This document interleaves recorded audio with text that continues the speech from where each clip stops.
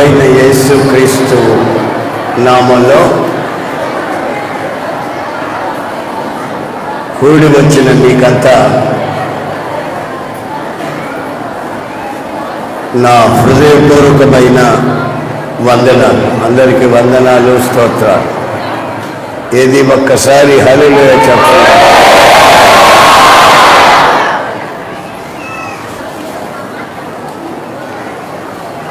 మీ కొరకు ప్రార్థించినప్పుడు ప్రభు ఈ వాక్యాన్ని నాకు జ్ఞాపకం చేశారు. యెహోషువ 23వ అధ్యాయం.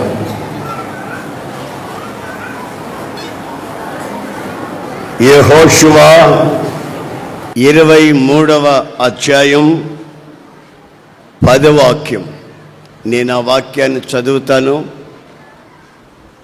ఆ వాక్యాన్ని మీరు గమనించాలని కోరుకుంటున్నాను. మీ దేవుడైన యెహోవా మీకిచ్చిన మాట చొప్పున తానే మీ కొరకు యుద్ధము చేయవాడు గనుక మీలో ఒకడు 1000 మందిని తరుమును. ఈ వాక్య భాగంలో ఉన్నటువంటి 3 ప్రత్యేకమైన అంశాలని మీతో చెప్తాను. దేవుని ప్రజలు శత్రువుల చేత ఇబ్బంది పడుతున్నారు. శత్రువులు వీళ్ళని సమూల నాశనం చేయాలని కోరుకుంటున్నారు ఇశ్రాయేలు ప్రజల్ని. అయితే వాక్యంలో వ్రాయబడి ఉంది, దేవుడైన యెహోవా తానే, ఇంకెవరో కాదండి, దేవుడైన యెహోవా తానే ఎవరి కొరకు? ఇశ్రాయేలు ప్రజలారా, మీ కొరకు ఏం చేస్తాడు? యుద్ధం చేస్తాడు. అందుకని మీరేమీ కంగారు పడకండి, మీరేమీ కలవరపడకండి. మీతో యుద్ధం చేసేది ఒక సైన్యాధిపతి కాదు, సైనికులు కాదు. మీ శత్రువులతో యుద్ధం చేసేది మామూలు మనిషి కాదు, రోషము గల పరాక్రమశాలి అయినటువంటి మీ దేవుడు తానే యుద్ధం చేస్తాడు. యుద్ధము అన్నప్పుడు దేవుడు మనపక్షంగా యుద్ధం చేస్తాడు అనే వాక్య భాగాన్ని చదువుతున్నప్పుడు మన వ్యక్తిగత జీవితాలలో ఎన్నెన్నో రకాల యుద్ధాలు, శత్రువులు మన మీద యుద్ధం చేస్తారు. బైబిల్లో రాసింది, మనం రక్త మాంసములతో యుద్ధం చేయట్లేదు. మనం యుద్ధం చేసేది ఎవరితోనంటే ఆకాశ మండలములో సంచరిస్తున్న దురాత్మల సమూహాలతో యుద్ధం చేస్తున్నాం. ఆకాశ మండలములో సంచరిస్తున్న దురాత్మలతో యుద్ధం చేస్తున్నాం. మన యుద్ధం శరీర సంబంధమైన యుద్ధం కాదు, మామూలుగా యుద్ధాలలో వాడుకునే ఆయుధాలు కాదు, మనం వాడే ఆయుధాలు. ఎందుకంటే మన దేవుడు తానే వస్తున్నాడు యుద్ధం చేయాలని. ఈ మాట చదివినప్పుడు నాకేమనిపించిందంటే, భూమి ఆకాశములు సృష్టించిన దేవుడు మనమేదో ఇబ్బందుల్లో ఉన్నామని, మన మీద ఎవడో శత్రువు వస్తున్నాడని ఆకాశము నుంచి మనల్ని చూసి దేవదూతలను లేక మరెవరినో పంపించకుండా ఆయన తానే రావడం ఏమిటి? అప్పుడు మన యొక్క వ్యక్తిత్వం ఏమిటి? మనల్ని ఆయన ఎలా ప్రేమించాడు, మనలో ఉన్నటువంటి గుర్తింపు ఏమిటి అని కొంచెం ఆలోచించినప్పుడు మనల్ని ఆయన సాధారణమైన మనుషుల్లాగా భావించట్లేదు. కారణం, మన ప్రభు అయిన యేసుక్రీస్తు రక్తం చేత మనం కడగబడ్డాం. మన పాపముల్లో నుంచి ఎంతటి ఘోర పాపినైనా క్షమించుటకు యేసు రక్తములో శక్తి కలదు గనుక ఆ రక్తము చేత కడగబడినాం. గనుక మన విలువని మనం గుర్తించుకోకపోయినా, మనము గమనించకపోయినా పరలోకమందున్న దేవుడు గమనించాడు. ఆయన తానే దిగి వస్తున్నాడు. దేవునికి స్తోత్రం కలుగును గాక. హల్లెలూయా, హల్లెలూయా.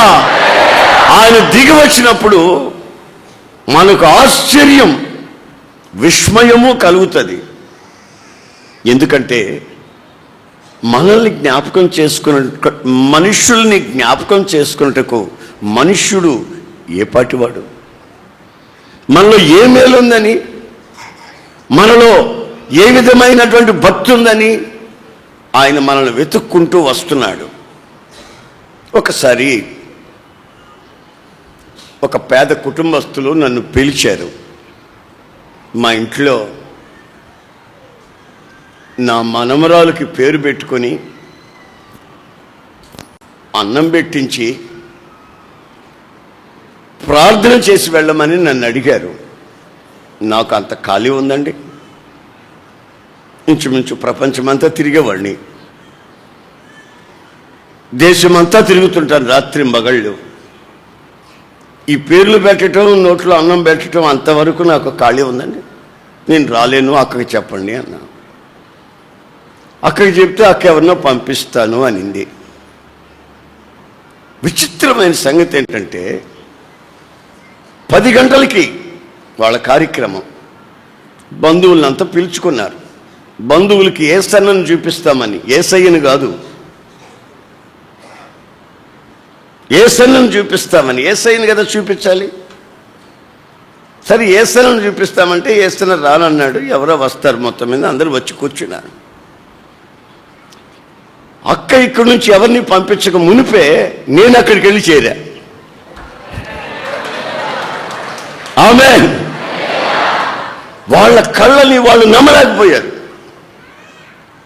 ఆశ్చర్యపడ్డారు, హడావిడి పడిపోతున్నారు. ఆ ఇంట్లో పని పిల్ల చీపురు చేతులు పట్టుకొని ఉందా, ఆ చీపురుతోనే నాకు ఇటు పెట్టింది. ఆ చీపురు కింద వేయాలని కూడా తెలియలే, కంగారు పడిపోయారు అంతా. గమనించండి, నేను రాలేను, కానీ ఆ సందర్భంలో వాళ్ళకి చెప్పకుండానే నాకు కొంచెం ఖాళీ చదివితే వెళ్ళడం జరిగింది. అప్పుడు వాళ్ళు ఒకరు మొక్కలు ఒకరు చూసుకొని, అంతకుముందు సణుక్కున్నట్టున్నారు. మా పేదోళ్ళకి ఎందుకు వస్తాడులే అని సణుక్కున్నట్టున్నారు వాళ్ళు. ఇక వాళ్ళ మోకం మీద పేడగొట్టేటయింది. మనం అన్నని గురించి ఈ విధంగా అనుకున్నాం, కానీ ఆయన గోరంట్ల నుంచి ఎవరినైనా అక్క పంపిస్తానని వాళ్ళు రాకమునిపే అన్నొచ్చాడు. అది నేను తీరిక కూర్చున్నా అక్కడ. అందరు వచ్చారా, మరి అన్నం పెడదామా, పిల్లకి పేరు పెడదామా అని అంటుంటే వాళ్ళు ఆశ్చర్యపడిపోయారు. అన్నీ ఏమిటి, మన ఇంటికి రావటం ఏంటి, తీరిక కూర్చోవడం ఏమిటి, మనతో మాట్లాడటం ఏమిటి, ఏంటి ఇదంతాను. నా ప్రియమైన సహోదరులారా, ఒక సేవకుడుగా నేను వెళ్ళలేని చోటికి వెళ్ళినప్పుడే వీళ్ళు ఇంత ఆశ్చర్యపడిపోతే, ఇశ్రాయేలు ప్రజలారా, నేనే మీ కొరకు యుద్ధం చేయుటకు వస్తున్నాను. ఆమేన్. Praise the Lord. హల్లెలూయా. మీ కొరకు యుద్ధం చేయుటకు నేను వస్తున్నాను. నేను ఆ ఇంటికి వెళ్ళినప్పుడు ఒక అతను నన్ను అడిగాడు, అన్న ఇటు ఎవరింటికైనా వెళ్తున్నారా, ఇటు ఏదైనా కార్యక్రమంలో వెళ్తున్నారా అంటే, కాదు మీ ఇంటికే వచ్చాను. అది ఇంకొంచెం ఆశ్చర్యం అయింది. ఇటు వెళ్తూ పలకరించి వెళ్ళాలని దిగాడేమో అనుకుంటున్నారు వాళ్ళు. కాదు మీ ఇంటికి ప్లాన్ చేసుకునే వచ్చాను. అంటే మేము చెప్పింది మీకు గుర్తుందా? ఒక 25 రోజుల ముందు మీకు చెప్పింది మీకు గుర్తుందా? నాకెందుకు గుర్తుండదు? ఇప్పుడు నాకే గుర్తుంటే, మనం ప్రభు అయిన యేసుక్రీస్తు దగ్గర ఏదైనా ఒక మాట చెప్పుంటే ఆయనకి గుర్తు ఉంటుందా ఉండదా? ఉంటే ఆయన వస్తాడా రాడా? ఎవరినన్నా పంపించాలనా ఆయనే రావాలనా? ఎందుకని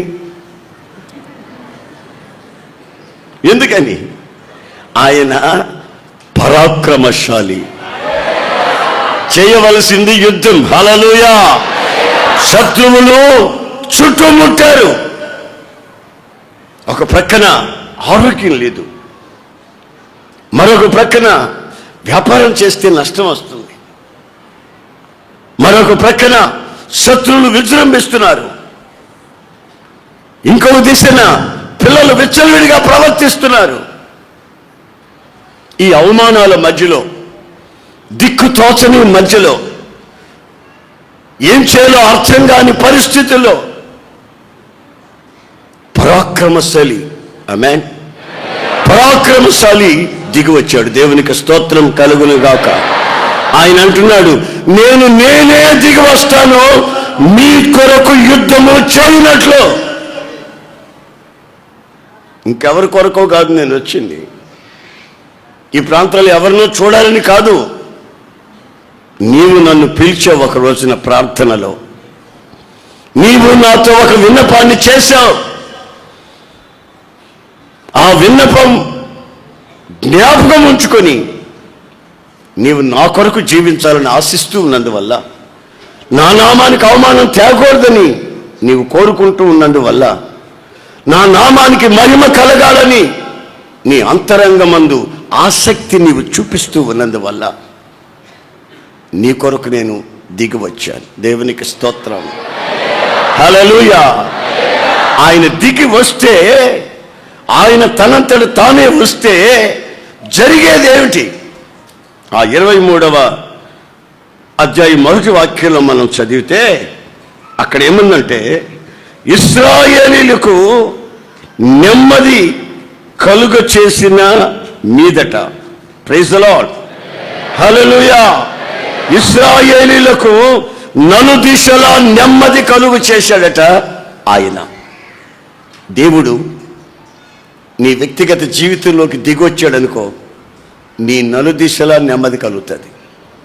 నీ కుటుంబానికి దిగొచ్చాడనుకోండి, నీ కుటుంబానికి నలుదిశలా నెమ్మది.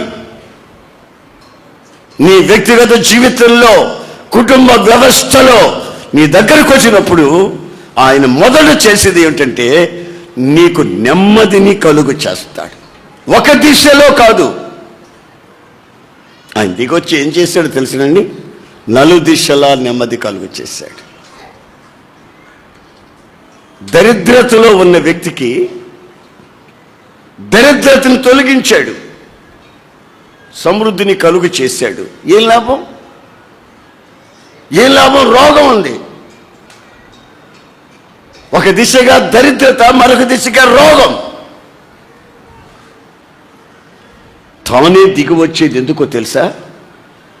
ఆయన స్వస్థపరిచే యెహోవా గనుక, ఆయన పరాక్రమశాలి గనుక, ఆయన సృష్టికర్త గనుక. ఈ రోజున వైద్య శాస్త్రం ఏ దిశలో వెళుతుందో వాళ్ళకే తెలీదు. ఒక వ్యక్తికి పలానా దగ్గర పుండుంది, ఈ కడుపులో పుండుంది ఎడమ చేతి వైపు అని ఒక అతను చెప్పాడు. దాన్ని మందులు ఇచ్చి బాగు చేస్తాను అన్నాడు. వీళ్ళ కొడుకు కొంచెం చదువుకున్నవాడు. అతను ఏం చేస్తాడంటే మద్రాసుకు తీసుకెళ్ళాడు. తీసుకెళ్తే కుడివైపున ఎవరు చెప్పారండి, ఎడమవైపున ఉంది అంటాడు ఇంకొక అతను. అసలు అది మందులతో బాగయ్యేది కాదు, ముందు ఆపరేషన్ చేయాలంటాడు. ఆయన చదివిన చదువు ఏంటి? ఆపరేషన్. ఈయన చదివిన చదువు ఏంటంటే ఆపరేషన్ చేయకూడదు, మందులతోనే బాగు చేయాలని. ఈయన చదువుది. ఏమి తోచక హైదరాబాద్ తీసుకెళ్ళారు. తీసుకెళ్తే అసలు జబ్బే లేదు, పొమ్మన్నాడు. ఆమె ఇప్పుడు ఎవరు, ఏ డాక్టర్ చెప్పింది నిజం? ఈ మనిషి అంటారు నాకు జబ్బు ఉంది అని. మరి సారీ, రోగి చెప్పేది వాస్తవమా? హైదరాబాద్లో వాస్తవమా? మెడ్రాస్లో వాస్తవమా? ఇక్కడ లోకల్గా చూపించినది వాస్తవమా? అంటే నేను మీకు చెప్పాలనుకున్నది ఏమిటంటే, రోగాన్ని నిర్ణయించడమే ఈ రోజున వైద్యులకి చేత కావటం లేదు. ఫలానా రోగం అని రోగం నిర్ణయించుకుంటే వైద్యం ఎలా చేస్తారు? మహా తెలివిగా వైద్యులు ఈ రోజున ఏం చేస్తున్నారంటే, ఏ రోగం వచ్చినా అల్లకల్లోలంగా వాడు ఏడుస్తూ కేకలేసి గుండెలు బాదుకుంటున్నా ఒకటే ట్రీట్మెంటు. ఏంటో తెలిసిన, మత్తు మంది ఇచ్చి పడుకోబెట్టేస్తారు. వచ్చిన బంధువులంతా డాక్టర్ గారు చెయ్యి సలవ, ఆయన చెయ్యి పెట్టిన వెంటనే అట్లాగే పడుకున్నాడు. తెల్లవారేసరికి ఆ మత్తులోనే వాడు చచ్చుంటాడు. మత్తు మంది ఎక్కించటం ట్రీట్మెంట్ కాదు. ఆ వచ్చిన వాళ్ళని కాస్త ఆడవాళ్ళు లేకుండా ఉపశమనం కలుగు చేసేందుకు ఇచ్చిన మత్తు మందు. నా ప్రియమైన సహోదరులారా, ఏ దిశలో ఏ కోణంలో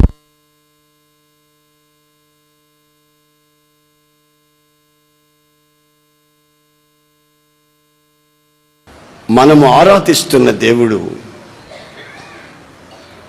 సమాధాన ప్రభు గనుక ఆయన వాళ్ళని వీళ్ళని పంపించకుండా ఆయనే దిగొస్తున్నాడు. డాక్టర్ వచ్చాడు అనుకోండి, ఆయన వైద్యం మాత్రమే చేయగలడు, ఆర్థిక సహాయాన్ని అందించలేడు. బ్యాంక్ మేనేజర్ వచ్చాడనుకోండి, ఆయన ఆర్థిక సహాయం చేయగలడు, రోగాన్ని బాగు చేయలేడు. అందుకని వాళ్ళని వీళ్ళని పంపించటం ఎందుకు, నేనే వెళ్తాను. ఆయనే వచ్చినప్పుడు మనకేం కలుగుతుందంటే ఆశ్చర్యం కలుగుతుంది. ఆ వెంటనే నలుదిశలా సమాధానం కలుగుతుంది. శత్రువుల్ని ఆయన పారదోలుతాడు. ఆమె హల్లెలూయా. ఆయన దిగి వచ్చిన వెంటనే వాళ్ళే పారిపోతారు. మనల్ని చూస్తే విజృంభిస్తారు, ఆయన్ని చూస్తే ఏమవుతారు? పారిపోతారు. అప్పుడు శత్రువులు యుద్ధం చేసి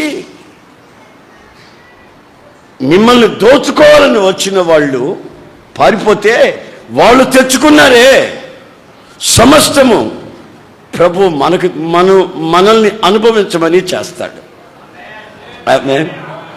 వాళ్ళు తెచ్చుకున్నారు బస్తాలు బస్తాలు ధాన్యం, వాళ్ళు తెచ్చుకున్నారు పప్పు ఉప్పు, వాళ్ళు పారిపోయారు. ఎటు పోయారో తెలీదు. అప్పుడు ఈయన అంటాడు, అనుభవించండి. ఆమేన్. అదిగో బస్తాలు బస్తాలు ఉన్నాయి, అనుభవించండి. వాళ్ళను చూసి కదా మీరు భయపడ్డారు, ఇప్పుడు వాళ్ళు మిమ్మల్ని చూసి పారిపోతున్నారు. ఎందుకో తెలుసా? నేను వచ్చినందువల్ల. ఎవరినైనా పంపుంటే వాళ్ళు పారిపోయేవాళ్ళు కాదు, నేనే వచ్చినందువల్ల. నేను పరాక్రమం గలవాడిని వాళ్ళకు తెలుసు. ఆమేన్. నలుదిశలా నీకు సమాధానము కలుగు చేస్తానని వాళ్ళకు తెలుసు. నేను దిగి వచ్చిన చోట సంపద సమృద్ధి ఉంటుందని వాళ్ళకు తెలుసు. అంతేకాదు, నేను మాట ఇచ్చి మార్చుకోనని కూడా వాళ్ళకి తెలుసు. ఆమేన్. నేను స్వస్థపరుస్తాను అంటే స్వస్థపరుస్తాను, నేను సహాయం చేస్తాను అంటే సహాయం చేస్తాను.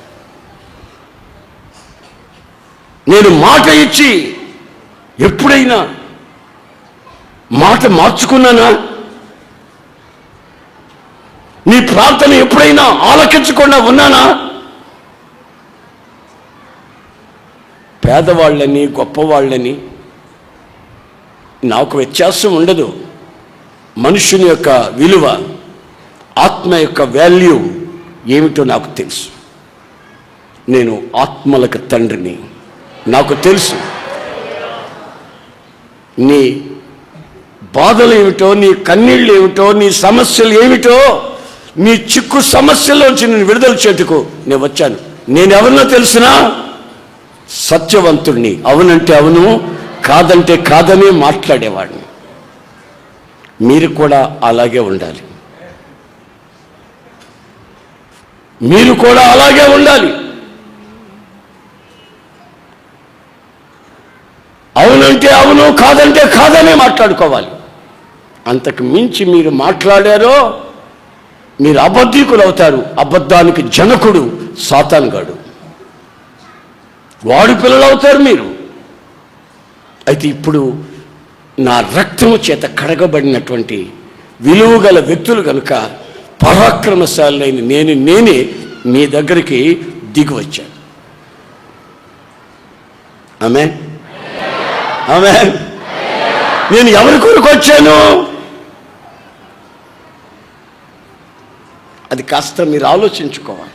నేను వెళ్ళి నా కుటుంబస్తులు అంటారు, ఈ దారిని ఎక్కడికైనా వెళ్తా వచ్చారా అండి అన్నారు. ఎందుకంటే వాళ్ళ కొరకు నేను వస్తానని వాళ్ళు అనుకోలేదు. నేనంటాను, ఎవరి కొరకు నేను రాలేదు, మీ కొరకు వచ్చాను. ఏమిటండి మా మీద ఇంత జాలి? ప్రైజ్ ది లార్డ్, హల్లెలూయా. దేవునికి మన మీద ఉన్న జాలి ఎలా ఉంటుంది?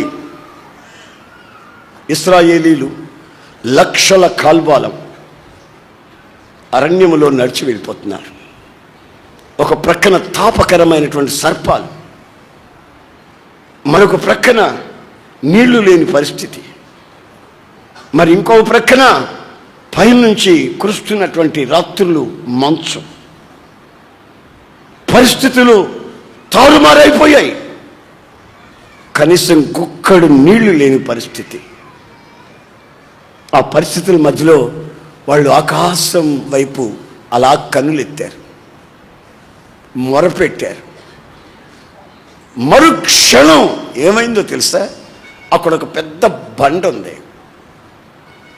ఆ బండలో నుంచి చలయేర్లు పారుతున్నాయి. దేవునికి స్తోత్రం, హల్లెలూయా. ఉన్నట్లుగా ఉండి ఆ బండ బ్రద్దలైంది, పడబడాలింది. ఆ బండలో నుంచి నదులు పారుతున్నాయి. ఇదేమిటి? బండలో నుంచి నదులు పారడం ఏమిటి?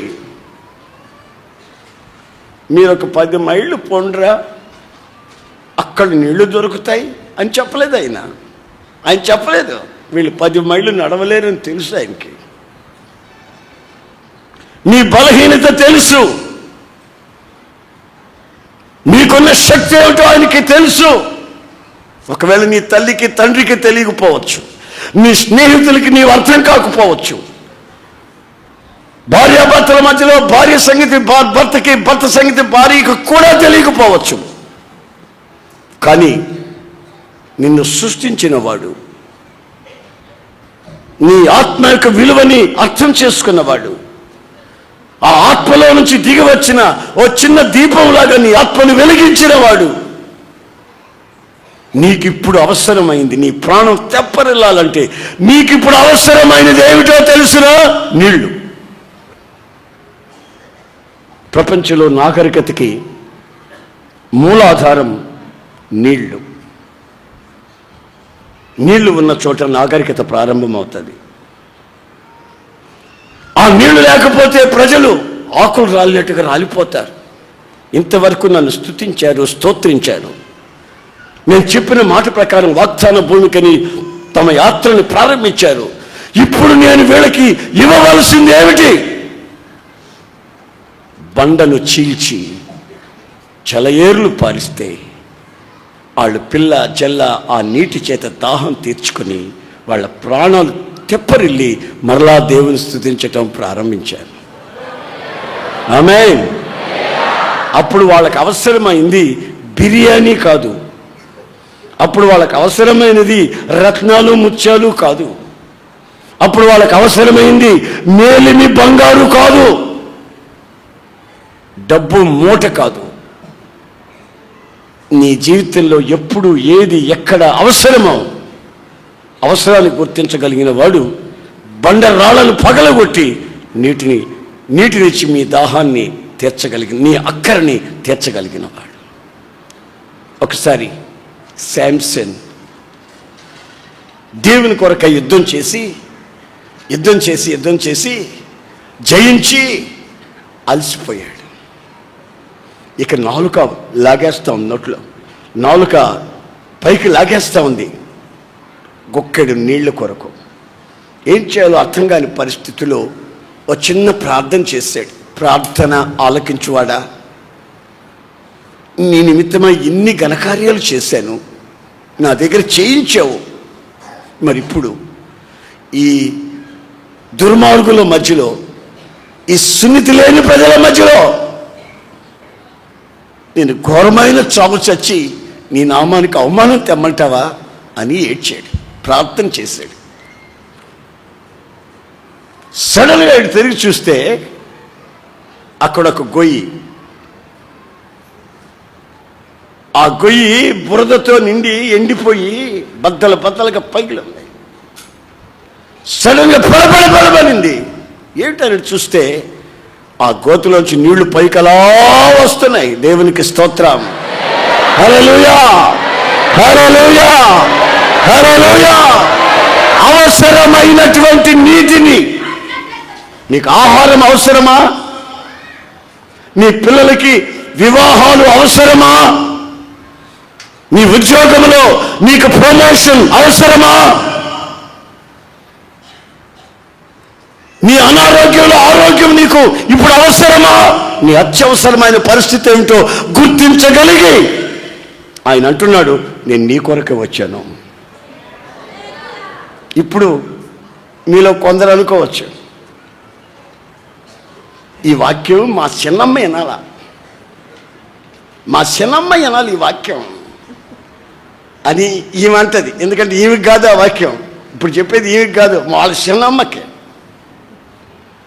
అసలు మా ఆయన వినాలి ఇది అంటది. అంటే ఈమెకి కాదు, ప్రభు అంటాడు మీ ఆయనకి కాదు, మీ చిన్నమ్మకి కాదు, ఈ వాక్యం నీకే చెప్తున్నా. నీ జీవితంలో అత్యవసరమైన అక్కర్లు ఉన్నాయి. నీ కాలు జారుతుంది, నీ చూపులు మారుతున్నాయి, నీ ఆలోచనలు మారుతున్నాయి. అగాధంలో పడిపోయే ఆఖరి మెట్టులో నీవు ఉన్నావు.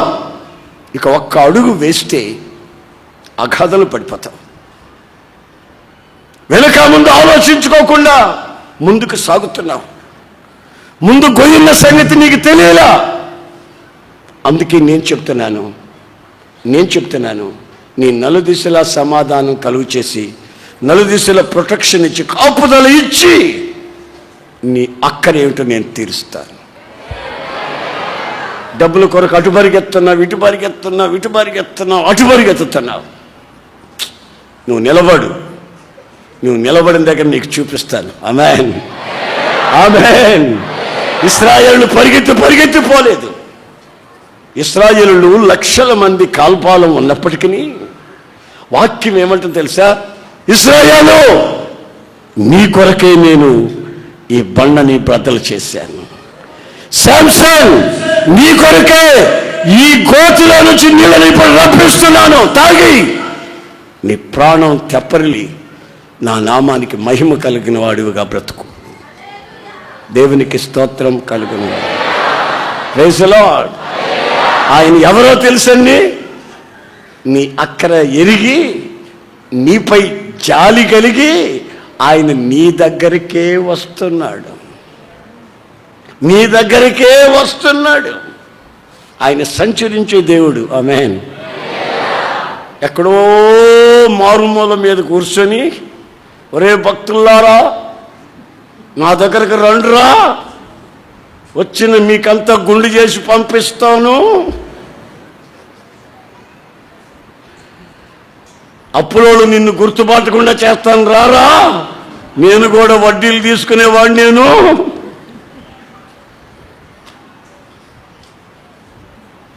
నీ రెండో భార్య మూడో భార్య నిన్ను గుర్తుపట్టకుండా చేస్తాను, నాకు కూడా 2-3 ఉన్నారు.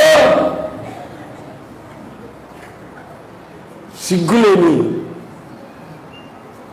బ్రతికే వాళ్ళు కాదు మనం ఆరాధించే దేవుడు.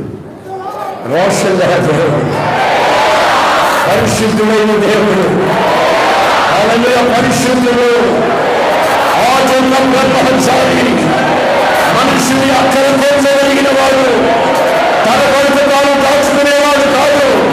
ఆఖరి రక్తపు పోతులు కూడా తన ప్రజల కొరకు ఖర్చు పెట్టేవాడు, బండలు చీల్చేవాడు, కోతులు బదలించేవాడు, నీ దాహాన్ని తీర్చగలిగేవాడు. ఆయన పేరు యేసు, యేసు, నజరేయుడైన యేసు.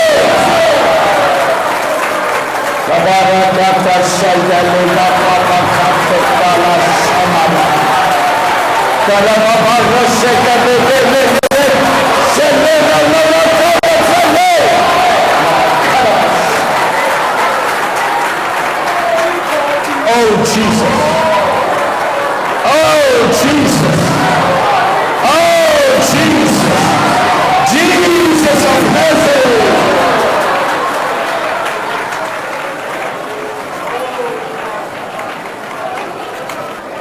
ఆకాశము నుంచి పరిశుద్ధాత్ముణ్ణి పంపించి అనేకులమై ఉన్నటువంటి మనం ఒక్క ఆత్మ చేత దాహం తీర్చబడినట్లు ఆ పరిశుద్ధాత్మ అనుభవాన్ని దేవుడు మన ఒక్కొక్కరి గుండెల్లో కుమ్మరించాడు. ఆమేన్, ఆమేన్. ఒక్కొక్కరి గుండెల్లో కుమ్మరించాడు. మనం ఆ ఆత్మని పానము చేస్తున్నాం. మన ప్రాణం తెప్పరిల్లుతా ఉంది. సూటిగా ఆయన మనకి ఆదరణ కలుగు చేసి నలుదిశలా నెమ్మదిని కలుగు చేస్తున్నాడు. ఆయన సత్యవంతుడని రుజువుపరుచుకుంటున్నాడు. నేను ఆ రోజున ఆ తల్లితో ఏమన్నా తెలుసా, నేను రాలేను అని చెప్పి, నేను రాలేను తెలుసు నాకు, అయినా ప్రభు చిత్తమైతే, ప్రభు నాకు మార్గం తెస్తే వస్తాను అన్నా. ఆమె వాళ్ళు మాత్రం రారు అనుకున్నారు, కానీ వస్తాను ప్రభు చిత్తమైతే వెళ్ళాను. వాళ్ళు ఎంతసేపటికి కార్యక్రమం అంతా మర్చిపోయి నన్ను రోజుతో కూర్చున్నారు. ఆ మ్యూజియంలో కోతిని చూస్తారే పిల్లలు, ఆ మ్యూజియంలో సింహాన్ని చూస్తారే అట్లా చూస్తున్నారు, ఇట్లాగే చూస్తున్నారు. ఏమిటి అట్లా చూస్తున్నారు అంటే, ఏమి లేదండి, మాకేం తోచట్లేదండి, మా ఇంటికి ఏమిటి మీరు రావటం ఏమిటి. నా జీవితంలో ఎన్నోసార్లు నేను ఇలాగే అనుకొని నన్ను నేను మర్చిపోయిన క్షణాలు ఉన్నాయి. నెల్లూరులో ఎంతమంది లేరండి భక్తులు, మరి రోడ్ల పక్కన పడిందని నన్ను ఎత్తుక్కున్నాడు ఏంటి, ఏముందని నా దగ్గరికి వచ్చాడు ఆయన. రక్తం కక్కుతూ నేను పడి ఉంటే నా అక్కర ఆయనకు తీర్చాలి. నేను ఎవరిని వంశ పారంపర్యంగా విగ్రహారాధనలో మునిగి తేలుతున్నా, శాపాన్ని అనుభవిస్తున్నా, నా దగ్గరికి ఆయన ఎందుకు రావాలి? ఎవరినైనా ఒక పాస్టర్ని, ఎవరినో ఒక బెదర్ని, ఎవరినో ఒకరిని పంపించాడా? కాదు కాదు, హింసల్ ఆయనే దిగి వచ్చి ఆయన ప్రత్యక్షత చూపించి నా అంతరంగంలో ఉన్నటువంటి నా అవసరం ఏంటో గ్రహించి నాకు నలుదిశలా నెమ్మదిని కలుగు చేసి, ఇదిగో నీ విలువైన ఆత్మల ఐశ్వర్యాన్ని ఇదిగో నా చేతికి ఇచ్చాడు. ప్రపంచంలో ఎవడు ఎంత సంపాదించినా సరే ఒక ఆత్మ యొక్క విలువ చేయదు. మీ హృదయాన్ని ఒక త్రాసులో పెట్టి ప్రపంచంలో ఉన్న వైద్యురాలు, బంగారు, వజ్రాలు, ప్రపంచంలో ఆస్తి మొత్తం ప్రపంచాన్ని ఒక త్రాసులో పెడితే ఈ త్రాసులో ఉన్న ప్రపంచం అలా పైకి తేలిపోద్ది. ఈ విలువైన ఆత్మ, వన్ సోల్, ఒక్క ఆత్మ అలాగ బరువుగా దిగుతుంది. ఏంటి సంగతి అంటే ఆత్మ విలువ అంత గొప్పది. అందుకని నాకు నా ప్రభు నలుదిశగా నెమ్మదిని కలుగు చేసి మీలాంటి విలువైన ఆత్మల్ని నాకు ఇచ్చాడు. వాల్యుబుల్ సోల్స్, విలువైన ఆత్మ. ఒకప్పుడు మీరంతా శత్రువు చేతిలో ఉన్నారు. శత్రువు మిమ్మల్ని ఆడుకుంటున్నాడు. వాడు చెప్పినప్పుడల్లా చుట్టూ పట్టుకుని ఈడ్చుకోబోతున్నాడు సినిమాకి మిమ్మల్ని. రే నోట్ల సిగరెట్ పెట్టరా అంటే పెట్టావు, కాల్చరా అంటే కాల్చావు, పడుకోరా అంటే పడుకున్నావు. ఆ సిగరెట్ దుప్పటి మీద పడి మంచం కాలింది, కొంప కాలింది. నీ జీవితాన్ని తగలబెట్టినాడు వాడు, సాతాను గాడు. అలాంటి భయంకరమైన శాపంలో నుంచి దేవుడు మిమ్మల్ని విడుదల చేశాడు. ఆ విడుదల చేసినటువంటి మీ విలువైన ఆత్మని హోసన్నా సంఘానికి అప్పచెప్పాడు. కాచుకోమని మాకు అప్పచెప్పాడు. ఈ స్వాస్థ్యము కొరకే మేము రాత్రి మగళ్ళు నిద్ర ఆహారం లేకుండా శ్రమ పడుతూ పాటుపడుతూ మీ క్షేమం నిమిత్తమే మేము బ్రతుకుతున్నాం. మేము బ్రతికితే మీరు నిలబడినట్లే, మీరు నిలబడి ఉంటే మేము బ్రతికినట్లే. దేవునికి స్తోత్రం కలుగును. ఆమేన్, ఆమేన్, ఆమేన్. హల్లెలూయా, హల్లెలూయా. ఆయన వాగ్దానం చేసిన వాడు నమ్మదగిన వాడు కనుక మనకి ఈ కార్యాలు చేశాడు. మొదటిది నేను చెప్పానంటే ఆశ్చర్యపరిచే ఆయన సన్నిధి. రెండోది ఏం చెప్పానంటే మీ కొరకే నేను ఏది చేయాలన్నా చేస్తా, మీ కొరకు.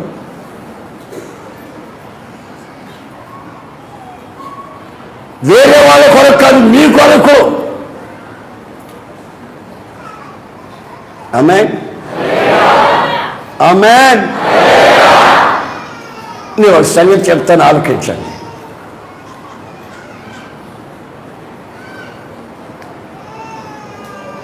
ఒక ఆఫీసర్ ఆఫీసులో పనిచేసే ప్యూన్ అతనికి చెప్పాడు, ఈ చెత్త బుట్టలో ఉన్నటువంటి చెత్తని తీసుకెళ్లి దెబ్బలో కాల్చేసి రమ్మన్నాడు. పొద్దున్నే చెప్పాడు, ఆఫీసులోకి ఎంటర్ అయిన వెంటనే చెప్పాడు. అలాగే బాబు అని అతను తీసుకెళ్ళాడు. ఆ దెబ్బలో కొమ్మరించాడు, చెత్త బుట్ట పక్కన పెట్టాడు. ఇలా తిరిగేసరికి దాంట్లో ఒక పచ్చని నోటు కనబడింది. ఆ ప్యూనికి పచ్చ నోటు కనబడింది. దాంట్లో అటు ఇటు చూసి దాన్ని జేబులో పెట్టుకున్నాడు. ఆఫీసర్ ఏం చెప్పాడు, కాల్చి రమ్మని. ఇతను కాల్చలా, తీరుబడిగా కూర్చొని దాంట్లో ఎతుకుతున్నాడు. ఇంకా దొరుకుతాయి, ఇంకా దొరుకుతాయి, ఇంకా దొరుకుతాయి, ఇంకా దొరుకుతాయి. ఎతుకుతున్నాడు. గంట అయింది, గంటన్నర అయింది, 2 గంటలైంది, ఎతుకుతానే ఉన్నాడు. ఆఫీసర్ గుర్తొచ్చి అరుస్తాడేమోనని మళ్ళా దాని మీద మట్టి కప్పి తగలబట్ల అక్కడికి వెళ్ళిపోయాడు. మళ్ళీ ఆఫీసు ముగించుకొని సాయంత్రం వచ్చి మళ్ళీ ఎతుకుతున్నాడు. ఇంకొకటి దొరుకుతుంది, ఇంకొకటి దొరుకుతుంది. మీరు ఒక్కసారి ఆలోచించండి, మీ ఇంట్లో ఎన్ని చిత్తు కాగితాలు ఉన్నాయి? ఆ చిత్తు కాగితాల మధ్యలో మిమ్మల్ని పెట్టాడు దేవుడు. ఆమేన్. ఆ చిత్తు కాగితాలను తగలబెట్టాలా, కానీ మీ నిమిత్తం వాళ్ళని తగలబెట్టట్లేదు. ఇంకా ఒకరు దొరుకుతుంది, మీ ఇంట్లో ఇంకా ఒకరు దొరుకుతుంది మంచి కాగితం. అంటే నీవు విలువైన కాగితంలాగా ఉన్నావు చిత్తు కాగితాల మధ్యలో.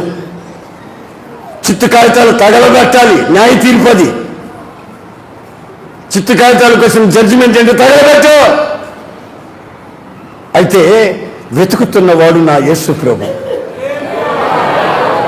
వెతికాడు, నువ్వు దొరికావు. ఇంకా నీ ఇంట్లో ఇంకొకరు దొరుకుతారు, నీ బంధువుల్లో ఇంకొకరు దొరుకుతారు, నీ స్నేహితుల్లో ఇంకొకరు దొరుకుతాడు అని వెతుకుతా వెతుకుతా వెతుకుతా వెతుకుతా నీ న్యాయ తీర్పు ఆలస్యమైంది. ఎప్పుడో తగలబెట్టవలసిన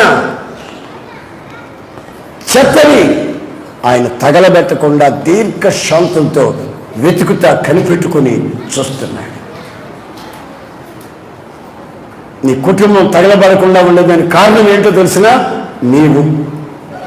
ఆయన అంటున్నాడు, నీ కొరకే నేను నీ కుటుంబాన్ని ఏమి చేయట్లేదు, నీ కొరకే నీ స్నేహితులను నేను కాపాడుతున్నాను, నీ నిమిత్తమే నీ ఊరిని నేను కాపాడుతున్నాను, నీ నిమిత్తమే నీ ప్లాట్ని కాపాడుతున్నాను, నీ నిమిత్తమే నీ గుంటూరుని కాపాడుతున్నాను, నీ నిమిత్తమే నీ జిల్లాని కాపాడుతున్నాను. నీవు నా రక్తము చేత కలగబడిన విలువైన వాడిని. ఇంకా వేల మంది నాకు ఈ పట్టణంలో, ఈ ప్రాంతంలో, ఈ జిల్లాలో దొరుకుతారని వాళ్ళ నిమిత్తమై న్యాయం తీసుకుని ఆశిస్తున్నాను. నువ్వు పెద్ద భక్తుడు అని కాదు, నీవు నా రక్తంతో కడగబడినాను.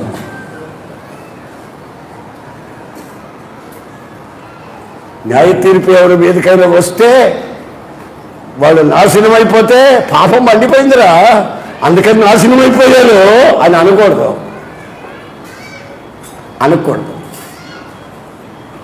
ఆయన జాలి, ఆయన కనికరం, ఆయన దయ మేడల మీద కూర్చొని ఇప్పటికీ సరిగ్గా 9 రోజుల నుంచి నోట్లో అంత అన్నం పెట్టుకోకుండా దిక్కు దశ లేకుండా ఉన్నారు జనం. ఇల్లు కొట్టుకొని పోతున్నాయి, దాచుకున్న బంగారు పోతుంది, నోట్లు పోతున్నాయి, కన్న పిల్లలు పోతున్నారు. ఒకరి తర్వాత ఒకరు నీళ్ళలో కలిసిపోతున్నారు. ఉగ్రత ప్రారంభమైంది. దేవుని మహాకృపను బట్టి నిన్ను నీ కుటుంబాన్ని ఆయన కాపాడాడని బైబిల్ చెప్తుంది. మీ కొరకే ఆ న్యాయ తీర్పు, ఆ శిక్ష ఇటువైపు రాలేదు. దానికి మీరు కృతజ్ఞులై జీవిస్తారో లేక మరలా విచ్చలవిడిగా ప్రవర్తిస్తారో ఒక్కసారి ఆలోచించుకోండి. ఆయన మీ కొరకు యుద్ధం చేస్తారట. ఆమేన్. Praise the Lord. యెహోషువ ఒక రోజున యుద్ధం చేస్తున్నాడు. యెహోషువ శత్రువులు విజయం ఇస్తున్నారు. దేవుని బిడ్డల సైన్యం విజయం ఇస్తా ఉంది. మంచి యుద్ధ రంగంలో సూర్య అస్తమయం కలుగుతుంది. ఇక యుద్ధం చేయకూడదు, మళ్ళీ రేపటి రోజున ప్రారంభించాలి. శత్రువులు చీకట్లు ఎటువైపు నుంచి వస్తారో తెలియదు. శత్రువు న్యాయంగా పోరాడు, వాడి మనసుకు వచ్చినట్టుగా పోరాడతాడు. చీకటి పడిందంటే యుద్ధాలు చేసే వాళ్ళ చట్ట ప్రకారం ఆపేయాలి. ఎలాగా? శత్రువు శేషిస్తున్నాడు, దేవుని బిడ్డలకు అవమానం కాకపోతున్నాయి. అప్పుడు ఆకాశమందున్న దేవుణ్ణి చూసి, దేవా నా ప్రభువా,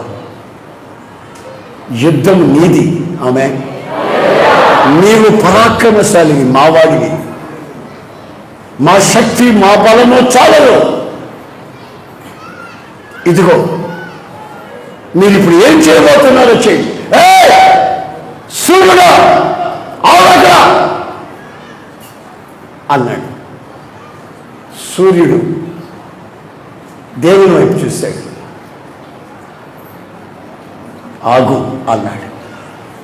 సూర్యుడు అలాగే ఆగిపోయాడు. ఏ చంద్రుడా ఆగురా,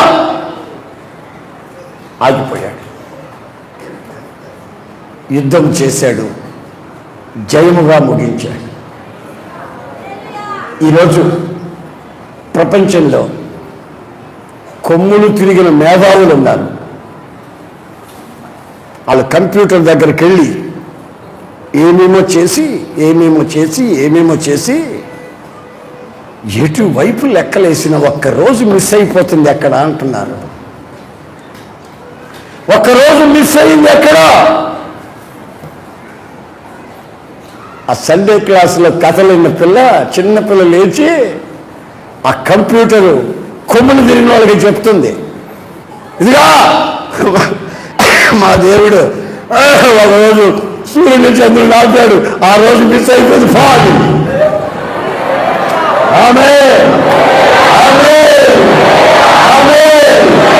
ప్రపంచంలో సూర్యుడిని చంద్రుడిని ఆపి యుద్ధాలు చేసి రికార్డు బద్దలు చేసిన వారు నేను ప్రకటిస్తున్నా. వైద్య శాస్త్రమే కానీ, ఆర్థిక శాస్త్రమే కానీ, భౌతిక శాస్త్రమే కానీ, వృక్ష శాస్త్రమే కానీ, ఏ శాస్త్రాలైనా బ్రతలు పొందగలిగిన వాళ్ళు నేను ప్రకటిస్తున్న యేసు క్రీస్తు. ఆయన తానే దిగి వస్తాడు. ఆయన నీ కొరకే యుద్ధం చేస్తాడు. ఆ యుద్ధం కూడా ఎలా ఉంటుంది? ప్రపంచానికి అర్థం కానిది, ప్రపంచ లెక్కల్లో వాళ్ళకి తేలనిది, వాళ్ళు ఆశ్చర్యపడగలిగినటువంటి ఒక అనుభవాన్ని ప్రభు చేస్తాడు. ఎందుకు నా సంగతి చెప్పండి. నన్ను ఒక్కొక్కరు దేశాల్లో తిరిగేటప్పుడు నన్ను ఒక్కొక్కరు ఇట్లాగే చూస్తుంటారు రెప్పారపకుండా. ఎందుకో తెలుసా? ఈయనకి చదువు లేదంటే కదా, మరి ఎట్లా తిరుగుతున్నాడు, ఎట్లా చెప్తున్నాడు ఈ మాటలన్నీ? చదువు లేదంటే కదా ఇతనికి. నాకెందుకు చదువు లేదో తెలుసా? 6వ క్లాస్ నేను 2 సంవత్సరాలు చదివా దేవుడి దేవల్ల. 6వ క్లాసులో మాకు ఏ నుంచి జడ్ వరకు రాసేస్తే ఇంగ్లీష్ పరీక్షలో పాస్ అయిపోయినట్టే. 24 అక్షరాలు. ఎన్ని అక్షరాలండి? 26. ఆ 26 అక్షరాలు రాసేస్తే పాస్ అయిపోయినట్టే. సంవత్సరం అంతా చదివినా రాయలేకపోయా. ఇంకో సంవత్సరం చదివినా రాయలేకపోయా. సైన్స్లో 80 మార్కులు వచ్చాయి, నాకు గుర్తుంది. లెక్కల్లో 60 వచ్చాయి, గుర్తుంది. తెలుగులో 13 వచ్చాయి, గుర్తుంది. హిందీలో ఇంగ్లీష్లో 0 వచ్చింది, గుర్తుంది. పొరపాటుని 7వ క్లాసు మెట్లు కూడా ఎక్కని ఈ మనిషి ఎలా ప్రపంచం అంతా తిరుగుతున్నా. చదువుకున్న వాళ్ళు చెప్పారంటే చెప్తారు, ఈయన చెప్తున్నాడు. నా బ్రతికే నాకు ఒక ఆశ్చర్యం, నా బ్రతికే నాకు ఆశ్చర్యం. ఇంచుమించుగా నేను తిరగని దేశాలు లేవు ప్రపంచంలో. ఇది ఎలా సాధ్యం? సూర్యుని ఆపడం ఎలా సాధ్యం? చంద్రుని ఆపడం ఎలా సాధ్యం? యుద్ధం ముగించేంత వరకు సూర్యుడు చంద్రుడు అలా నిలబడుకున్నాడు, గడగడగడగడగడగడలాడతాడు. యుద్ధం అయిపోయింది అన్న వెంటనే ఇక మళ్ళీ అస్తమించడం ప్రారంభించాడు. అన్న వెంటనే అస్తమించడం.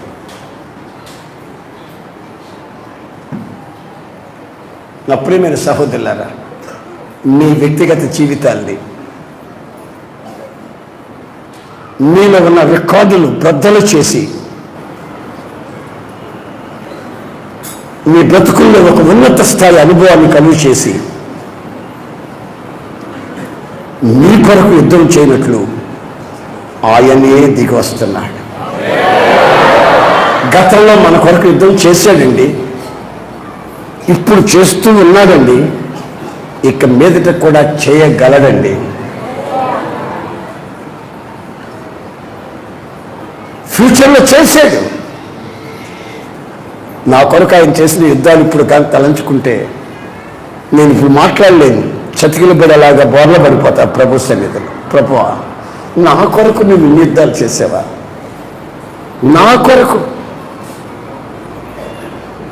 నా కొరకు దిగు వచ్చావా? మీ హృదయాలు కలవరపడనివ్వకండి.